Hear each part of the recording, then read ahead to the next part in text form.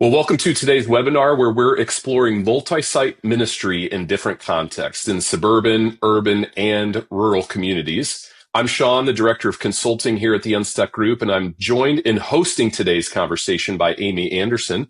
Amy has been on the team here at the Unstuck Group since 2015 and currently serves in the role as Managing Director here. Before we get into the content, though, I want to take just a few minutes and have our panelists introduce themselves. Paul, I want to actually start with you. Thanks for taking the time to be a part of today's conversation. Would you tell us just a little bit about you and your church? Yeah, thanks, Sean, for having me. I really appreciate it. I've served as the executive pastor at Sun Valley, which is a large multi-site church located in the Phoenix metro area now for more than 14 years. Over that time, we've gone from one location to 7 locations, one of those actually bringing in a prison. Really excited. We're going to open our second prison location Q1 of 26.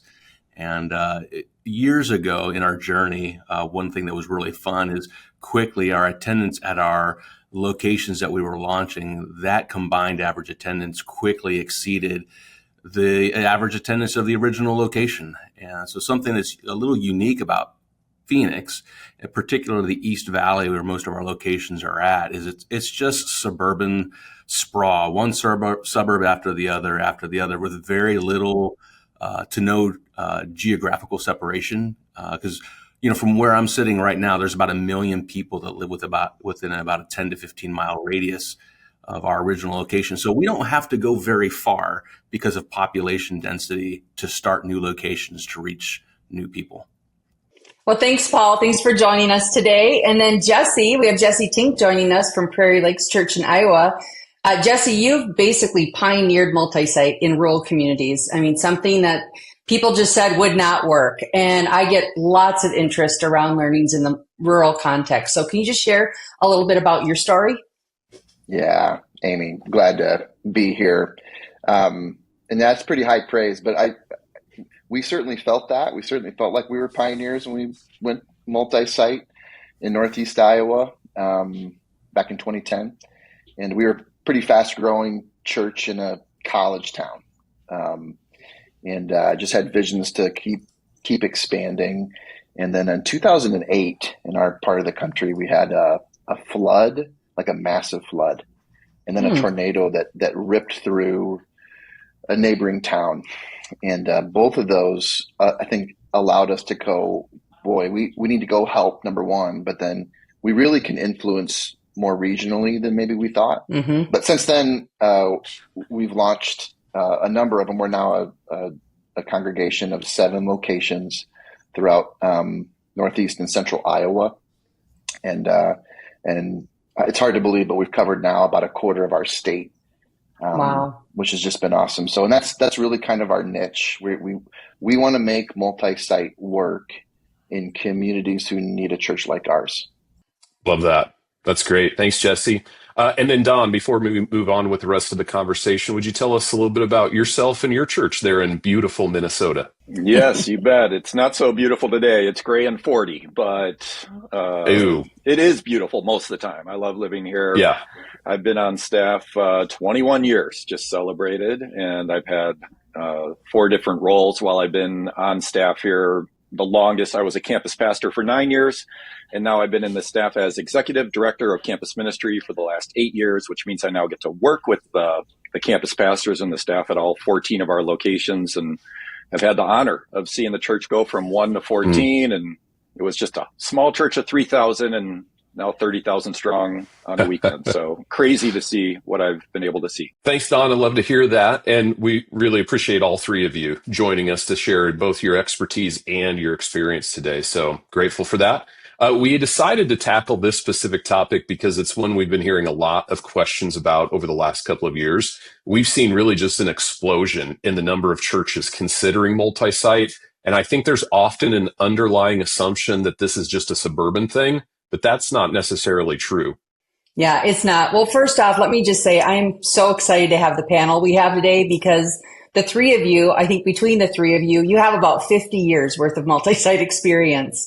And Paul, I met you when I actually joined the Unstuck team in 2025. And then Jesse, I met you when you hired Unstuck to serve Prairie Lakes Church. And then I invited you onto the team. And then Don, you and I served at Eaglebrook together for a decade. And it's just fun having such good friends contribute to the conversation today.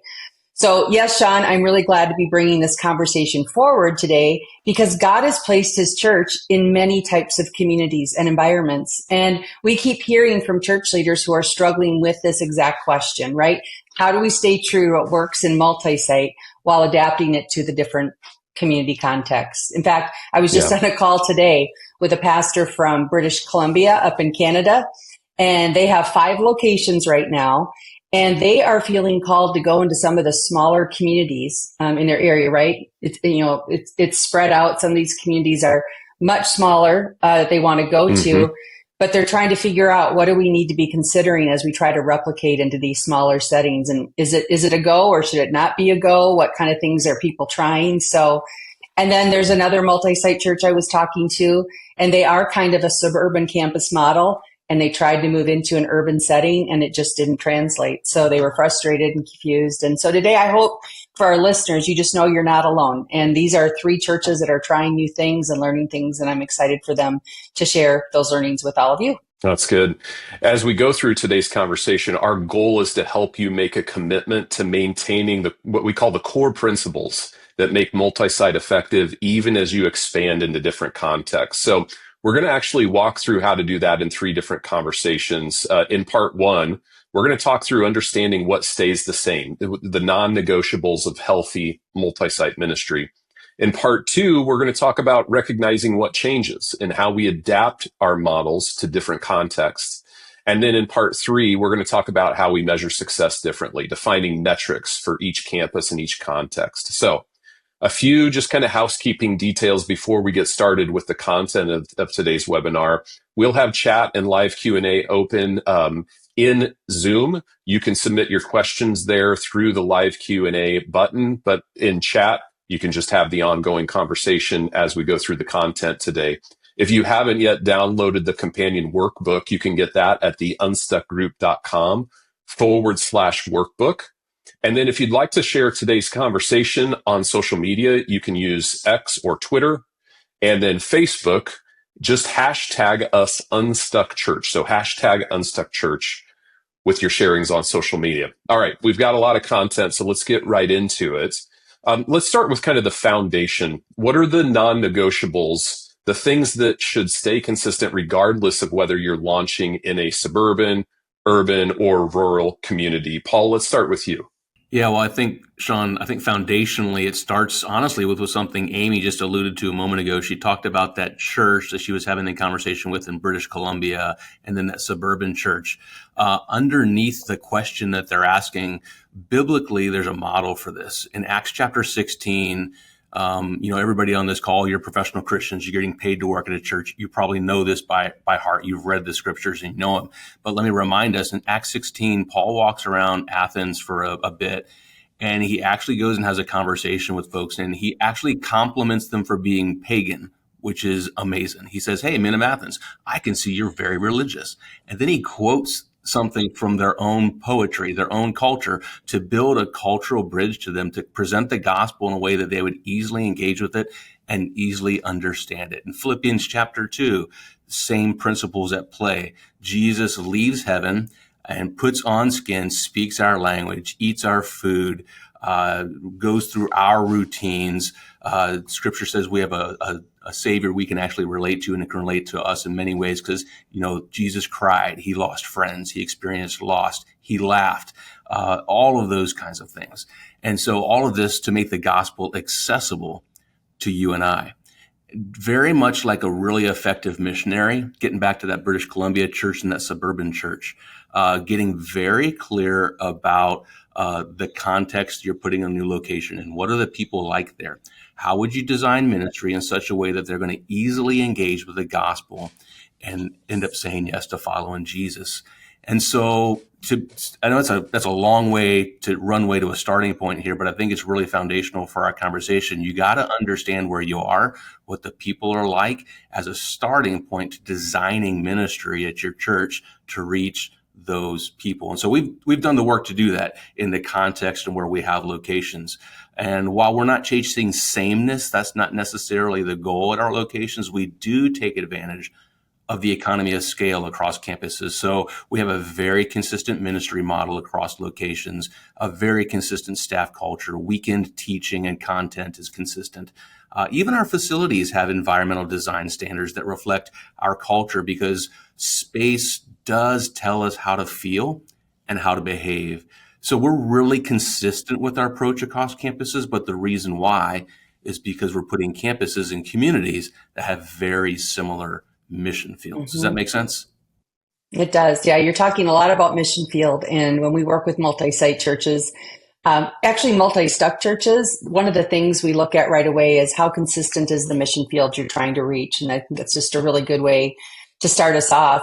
Jesse, you've proven that multi-site can work in rural settings where many see a lot of challenges. So what core elements do you kind of refuse to compromise on at Prairie Lakes?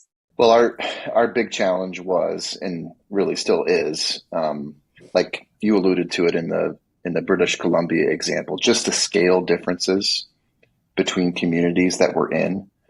We launched from a college town of about 130,000 people, so not a huge metropolitan area by any stretch, but a pretty good size for where we are. But the towns we're reaching and have campuses in go anywhere from 3,000 people to like 30,000, which is just a very different scale. So we've had to learn this along the way. But one thing we would say now that we would never compromise on as we continue to launch campuses is this: just because the scale might be smaller doesn't mean the experience or the brand standards can be lesser. They just can't. Good point. So we have to have a clear and consistent multi-site model, which is, like video teaching, same volunteer structures, a one central project management tool, a strong central engine so that it's the same experience everywhere. And it has required us to launch more lean from a kind of a staffing model, and also required us to do a lot more development of a campus prior to its public launch. But I think connected to that, it's like a universal commitment to just like our common mission and our common vision and values and culture. Like no matter where we're planted, this is who we are.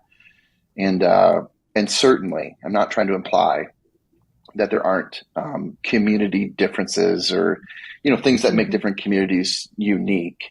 A 3,000 person town driven primarily by ag is different than a town of 10,000 with a liberal arts college there, which is different from a town of 30,000 that has a strong blue collar manufacturing. I mean, those towns are different. And Jesse, just to be clear, I don't speak Iowan, but when you say a town of 3,000 driven by ag, you mean agriculture. Would that be correct? That would be correct. Yes. Okay. That's our cool Midwestern way to say farm community. I'm sorry, go on. Don, Eaglebrook has launched campuses in lots of various contexts. What are some of the kind of essential DNA elements and the non-negotiables for you that make a campus feel like one church regardless of where it's located at?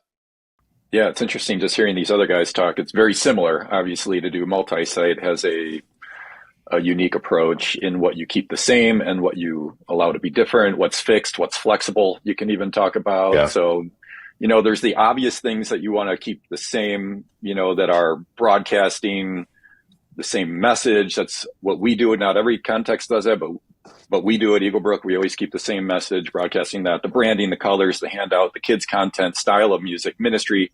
I mean, those are kind of the obvious things. Like let's keep those the same. But then maybe the less obvious, and again, these guys were talking about it, is really all about your mission, your vision, and what you keep saying over and over. These aren't necessarily things that people are going to see as an attender when they walk in, but as a staff, as volunteers, to make sure that that it would be evident at every location that our passion is to reach people for Christ. And we want people to see that everywhere they go. Again, it might not be obvious to an attender, but it should be obvious to staff and even to volunteers, that we're all united around that same mission of reaching people for Christ. So we're very clear about that to the internal people that are a part of it. And if I could just use the analogy, if this works for you, it's a little bit of a crude analogy. I don't even love it, but it does bring clarity, as you're talking about clarity as kindness. But when we talk about multi-site, we sometimes refer to Starbucks as the example. And any Starbucks you go to, you should always get the peppermint mocha, because it's really the best drink that you can get at Starbucks. But the peppermint mocha should be the same at every Starbucks you go to. And that's kind of the fixed, but the flexible really is the way the staff interacts with you, the way the furniture is set up, the environments feel slightly different in different contexts that you're in. So allowing for that customization, we've had to learn how to do that. And so, but the mocha is sacred. Protect the mocha. It's got to have the same amount of chocolate, the same kind of milk, the same mixture. That should be the same. But the way that you interact with the people in that setting, that does change. And so that's a similar way that we think about it, that at least brings some clarity to multi-site. No, I think that's very helpful. That analogy does work. That's good. And now I'm just thinking about a mocha. I knew you were just thinking about a mocha. Well, before we move on, we want to give everybody just a moment to reflect. So I want you to grab your workbook that you've downloaded and then answer this question. Have you articulated any non-negotiable elements of your church's DNA that must remain consistent across all locations? What are the top 3 that come to mind? We're going to give you about 30 seconds. Use your workbook, write those 3 down, and then we'll be back with the second area of focus for today's webinar.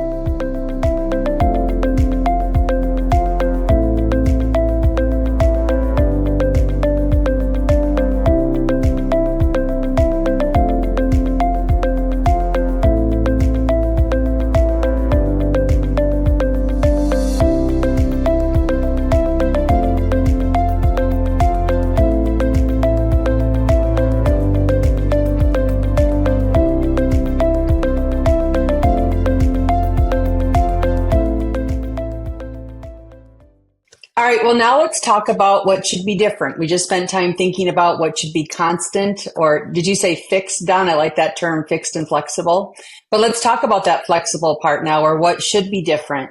Jesse, rural communities, as you mentioned, have unique characteristics. So what did you have to adapt from kind of a traditional multi-site model to make it work in Iowa? I think most of those differences show up more in like the pre-launch phase rather than post-launch. So I think how we identify and then develop a campus prior to launch probably looks a little bit more church planting than it does multi-site. Like Paul describes a sprawling metropolitan area, which you don't even really know. You've left one before you've gone into the other. It's just so different in our approach as we launch campuses, and I like to tease him about that a lot. But like for Paul's church, right, big metro area, you do the demographic work, you figure out who's coming from where in your database, and then you identify a location that's closer, then you go launch. It's just that easy, Paul, right? Just that easy? Almost, Jesse. Yeah, almost, right? But then, they'll launch on a really large scale, right? Hundreds, thousands of people from day one. For us, we're sometimes starting with like 1 or 2 couples, honestly. And maybe they're traveling from 30 or 60 minutes away, maybe even longer. Maybe they're joining online. Maybe they used to come, but now they live in a community in Iowa that there's not a Prairie Lakes Church close to.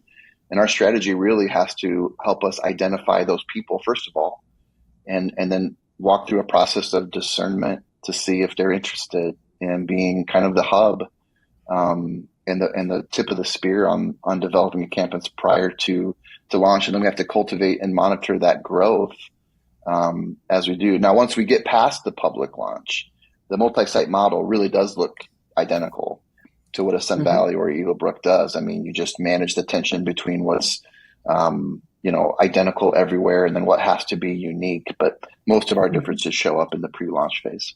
Jesse, can I jump in with a question? So you work with a lot of our clients who, if they have a rural bent to their context, we love for you to go work with them because you speak this and you live this out every day.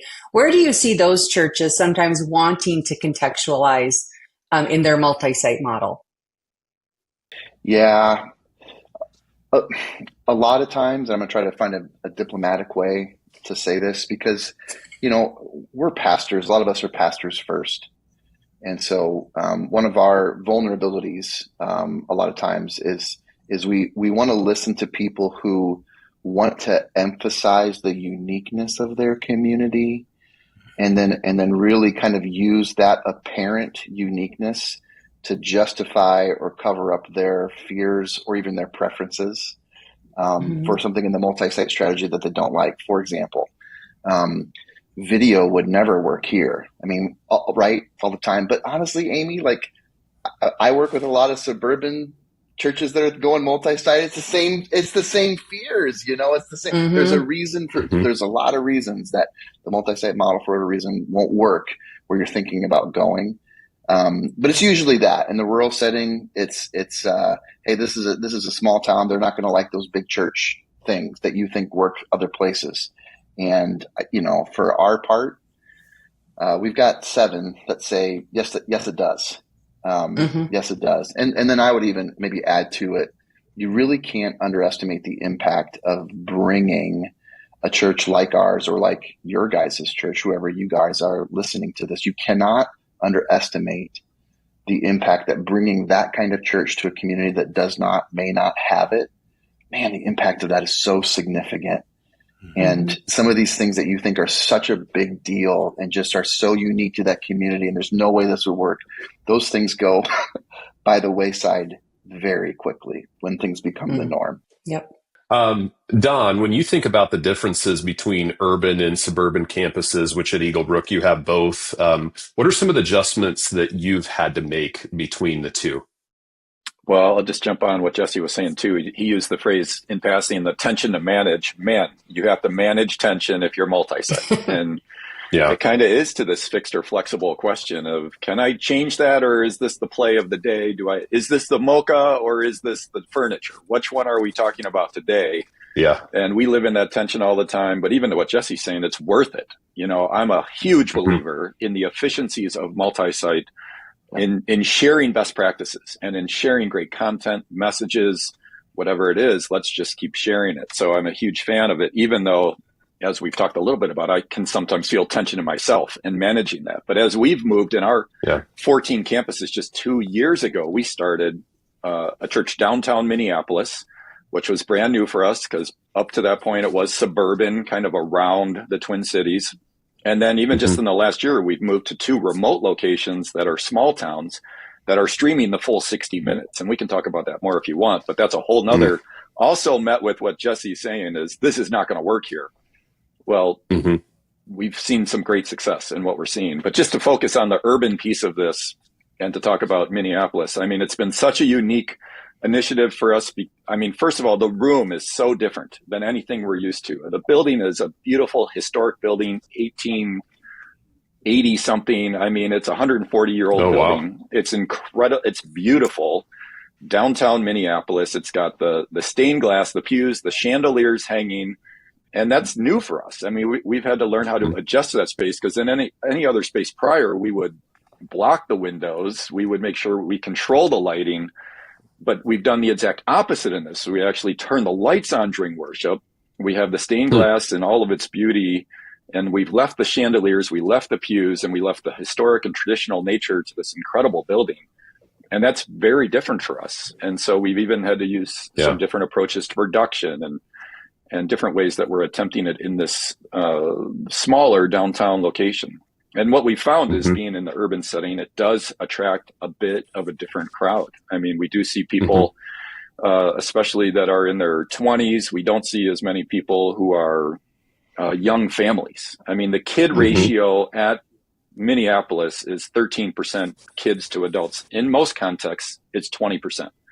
But in Minneapolis, it's 13. We don't even hold a student ministry on Wednesday nights because there's just not the need with the population that's going there. So we've had to adjust to that demographic. And then we've also had to learn what it's like to live in the city, so that means that we have events that are literally, we're right off Hennepin. And so, the Twin Cities Marathon goes by, there's a pride parade that goes by, there's sporting events that are really right down the street from us. So what does that mean to live and be a good neighbor and be a part of that? And then also learning how to interact with the unhoused community that's knocking on our door quite literally every day.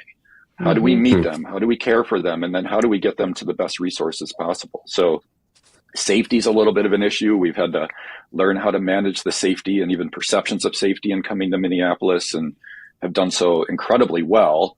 And then also just validating people's parking. I mean, all these different things that come with an urban context. You wouldn't even realize, oh yeah, we have to deal with that. But it's worth it, even to pile on with what Jesse's saying. It is worth it. And we've seen great success at the Minneapolis location as well as the 13 others. Yeah. And that was, we didn't do an urban location when I was at Eagle Brook, and we probably weren't ready for it. Were we done? I mean, I'm just guessing this takes above and beyond kind of thinking and strategizing to, launch a healthy campus there in that unique context. So it's great that you're there. Minneapolis needs those churches. Paul, Sun Valley operates, as you mentioned, primarily in suburban context, but I imagine even within there are some nuances. Are there any aspects of your model that you have learned to flex, based on a specific community? Yeah, Amy, you're right. Our campuses are predominantly in suburban contexts. And so we're kind of going after the same mission field, same kind of people. So our greatest contextualization, honestly, takes place due to the footprint of our facilities not all being the same. Don mentioned the whole Starbucks analogy, and I think it's a really good analogy. There's a Starbucks nearby me that's actually a walk-up kiosk Starbucks in an outdoor mall, and I can get the same drink. And there's a Starbucks that used to be like an old Wendy's fast food restaurant, and they've grabbed it and retrofitted it. And so we have to contextualize some of our ministries due to the footprints not all being identical. And our campuses, from an attendance standpoint, are not all the same. So, we have a campus that's averaging 650 people this year. We have a campus that's averaging 4,000 and all in between. And so our staffing models have to be a little different for those different sizes as we deal with staff to attender ratios so that it could be healthy. Some campuses have 2 worship services. Other campuses have 5 worship services. And so again, back to, we're not chasing sameness, but we do have a clear culture and principles that we're building upon that transcend all those locations. And then even, as I mentioned earlier, doing a campus in a prison, it is Sun Valley, but it's in a prison. And so everything, like what Don mentioned, what they're doing in a more rural context, everything start to finish is on video. From the actual service itself that's being delivered there. But there are people carrying our culture that are spending time with inmates and doing Bible studies throughout the week, doing recovery throughout the week, supporting that service when we're actually hosting it on site in those prisons. And so we're not scared of contextualization, but we're committed to our culture and replicating why we do what we do, where we do it. Before we move on, I do think it's important for us to keep in mind, and this is something we've learned and I've seen along the way, the more nuanced, the more contextualization, frankly, the more independence that your model that you choose allows campuses to operate with, the more pressure you end up putting on your central service team. Mm-hmm. Because that team that serves all your locations, when you're offering so much autonomy and independence and flexibility with locations, you really aren't serving one church meeting in multiple locations at that point. You're actually serving multiple churches that meet in multiple locations. And so to what Don was saying earlier, you actually kind of lose some of the efficiency of multi-site and some of the scalability.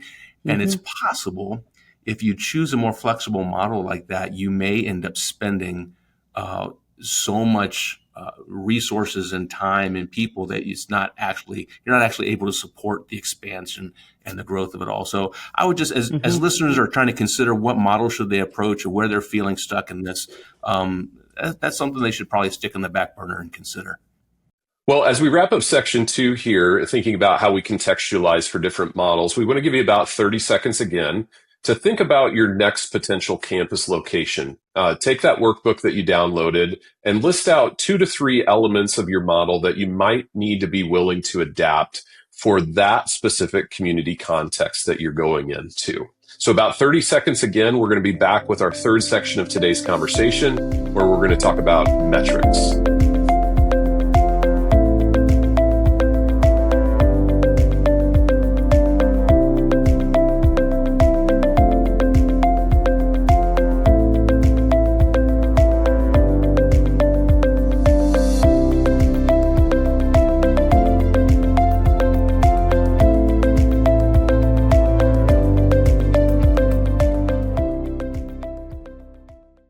One of the biggest challenges that I hear from multi-site leaders is around metrics. How do you measure success consistently while acknowledging that campuses in different contexts might grow differently or look different? Don, I'm curious how Eagle Brook approaches measuring success and outcomes in your context. Yeah, I mean, we're a fan of goals. I think goals do answer, is it working and how would you know? So it just gives you an indicator on what it is that you're trying to accomplish. And for us, we've established 5 values, 5 behaviors that we'd like to see from all of our attenders. We've pulled these from Acts 2. We want to be like the early church.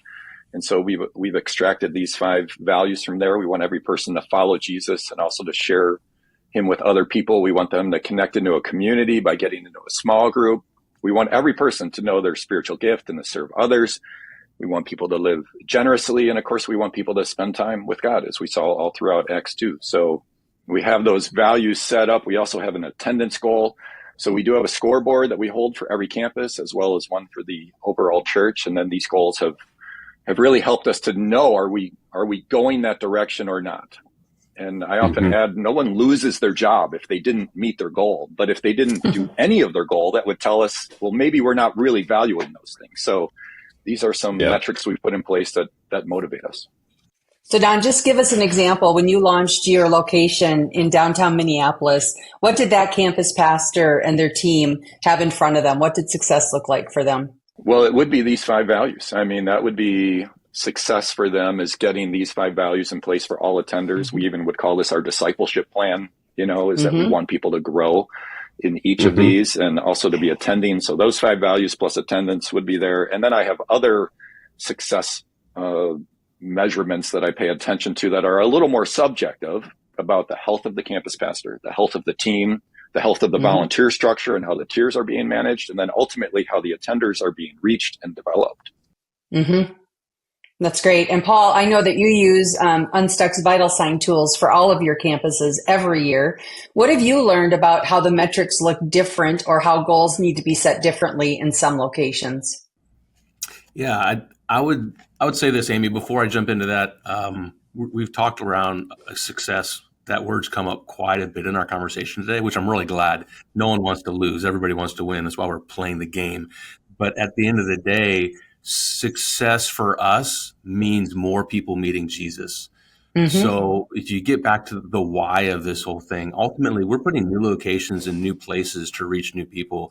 And so the most important metric for us as we're beginning new locations is people meeting Jesus. That's I'm assuming everybody on this webinar is there, and that's why they're doing this. We're not just trying to grow a big church. We're actually trying to introduce people to Jesus. So I'm operating from that assumption, if that makes sense. So I think metrics are your friend. To your point, we measure stuff ad nauseum to some degree. And there's a lot of interesting things you can measure, but if you can't create action around it, we try to ignore it as much as possible because it might be interesting, but not actionable. So I think metrics are your friend because they help you define reality. So you can really understand where you are in relation to where you know the Lord's leading you to go. And so you can kind of clearly identify that gap. And then the goals, like what Don's talking about, the goals that you put out there for your staff and your campuses, they can focus behavior and focus time to go in a direction that's going to ultimately result in more people meeting Jesus. And so we tend to view these metrics as benchmarks, as a health indicator, not necessarily like a weapon to be wielded against people, to punish people. But you go to the doctor to get your blood work done, and your cholesterol could be too high, and that could kill you, or your cholesterol could be too low, and that can lead to all sorts of incredibly unhealthy things as well. So our goal is we want our campuses to be healthy, and those vital signs reports are a really good tool to help understand what church health really should look like. And then finally, I'd say, we like to run experiments. And what's really fun about multi-site is with multiple different locations, you can run multiple experiments at the same time and see which one produces the most fruit. And so if you are tracking metrics, you can actually measure results to figure out which way should we be going with this experiment, which one is the winning experiment. Jesse, this is such an important question, I think, for rural context. What campus metrics matter the most for you at Prairie Lakes? And then how do they differ from what you might see maybe in a suburban kind of mega church setting? Well, I'm not sure why we're even talking about metrics because, you can't really measure spiritual growth, right? I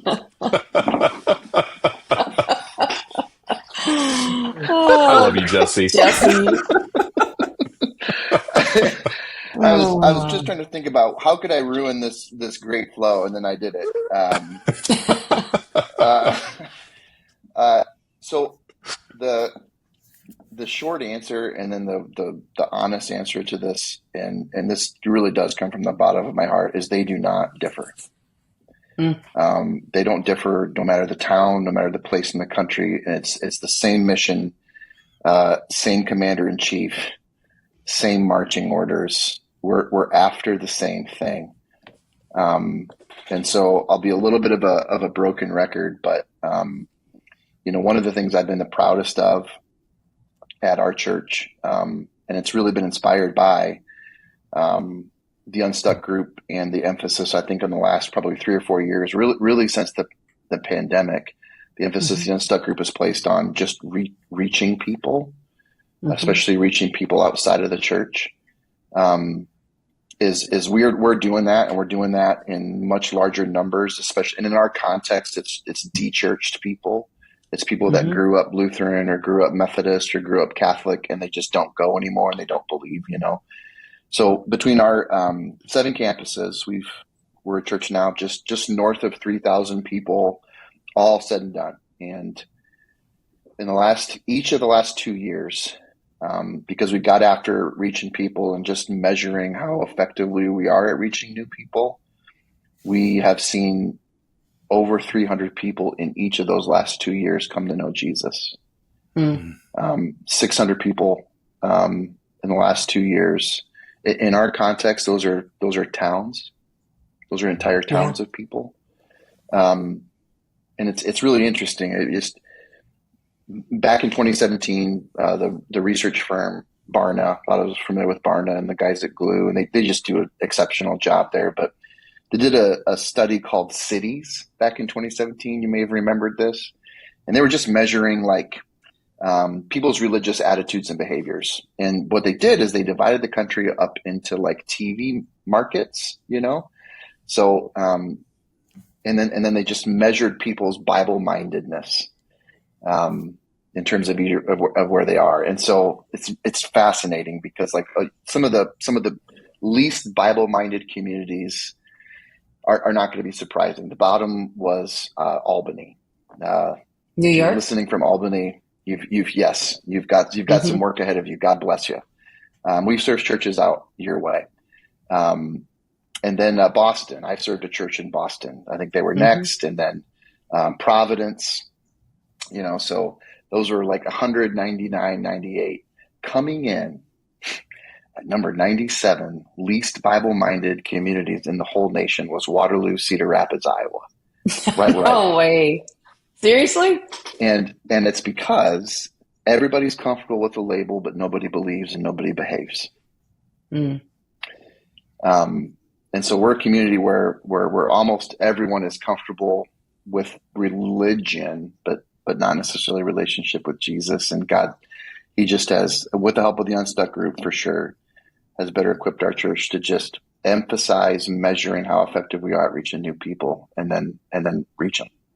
As I've listened to the three of you today share, I've definitely heard some key differences, but even more, I think I've heard similarities in how you engage a multi-site strategy in different contexts. That's been really interesting. And I think that's because the principles of healthy multi-site churches look more similar than they do unique. Would any of you disagree with that statement?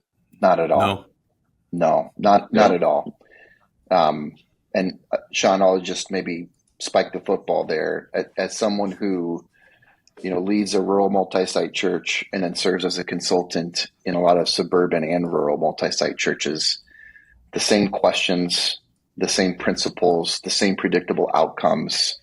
It it really is the case, and each place, don't get me wrong, is a little bit different, but man alive, I couldn't agree more. That's good. And Don, let me kind of put you on the spot, since at Eagle Brook, I mean, essentially you have campuses in all three of these contexts there. Does your ministry strategy look more aligned than it looks unique between those different types of locations? Yeah, you nailed it. And even surprisingly aligned. I mean, to exactly what we're talking about, especially as we went urban and then we went more to remote towns. It's got to change a lot. And that isn't the case. It's changed some. And yeah, even as we've talked about all throughout the conversation, we've had to customize it. And I love how Paul emphasized, and I mean, everybody has just the decisions for Christ. I mean, that is what we're about, is seeing people come to know Christ, and they need to know him in all those contexts. And if you find best practices, by all means, keep repeating those so that we can reach more for his sake. So yeah, I love the call out that you had, as the similarities have been surprisingly strong all throughout our conversation. Yeah, absolutely.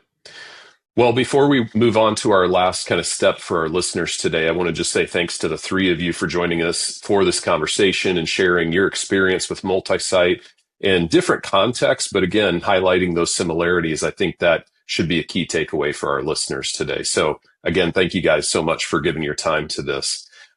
Listeners, in your workbook, one last step for you. I want you to take that workbook you downloaded and identify one key metric that you currently use to measure campus health. And then ask yourself, does this metric make sense for all contexts, or do we need context-specific success indicators?